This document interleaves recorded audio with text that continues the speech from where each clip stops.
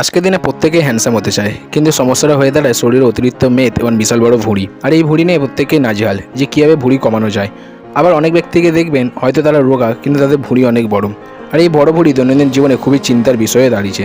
আর রোজকার ব্যস্তময় জীবনে জিমে গিয়ে ওয়ার্কআউট করার সময় অনেকের হয়ে ওঠে না। আর যারা সময় বের করে জিমে যান তারাও কোনো লাভ পায় না, যেমন ভুঁড়ি তেমনই থাকে।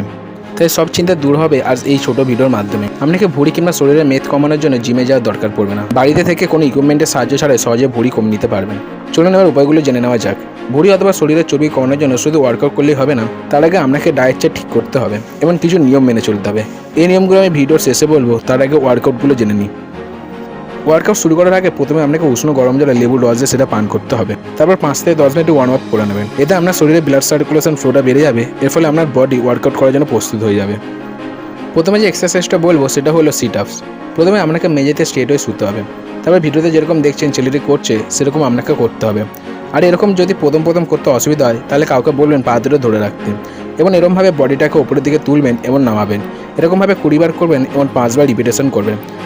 যদি খুবই অসুবিধা হয় প্রথম 10 বার করে করতে পারেন, কিন্তু আস্তে আস্তে টাইমটা বাড়াবেন। দেখবেন কতটা ভুঁড়ি আপনার কমছে আগের থেকে। Number 2, crunches.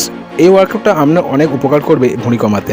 দুটো হাত পেছনের দিকে ভর করে দুটো পা সামনের দিকে স্ট্রেট করুন এবং কোমরটাকে মাটিতে টাচ করে পুরো বডিটাকে তুলে রাখুন এবং প্রায় 1 মিনিট এরকমভাবে থাকুন।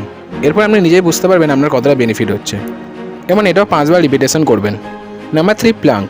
এই এক্সারসাইজটা করার সময় আপনাকে দুটো হাত পুরো মেঝের ওপর রেখে এবং দুটো পায়ের আঙুলগুলো শুধু মাটিতে টাচ করে পুরো বডিটাকে উপরের দিকে তুলে রাখুন। এটাও 1 মিনিট করে করবেন এবং 5 বার রিপিটেশন করবেন। এতে আপনার পেটের চর্বি গলে যাবে এবং আস্তে আস্তে আপনার প্যাকও তৈরি হবে। Number 4, side plank. এই এক্সারসাইজটা আগের এক্সারসাইজের মতোই, কিন্তু একটু আলাদা।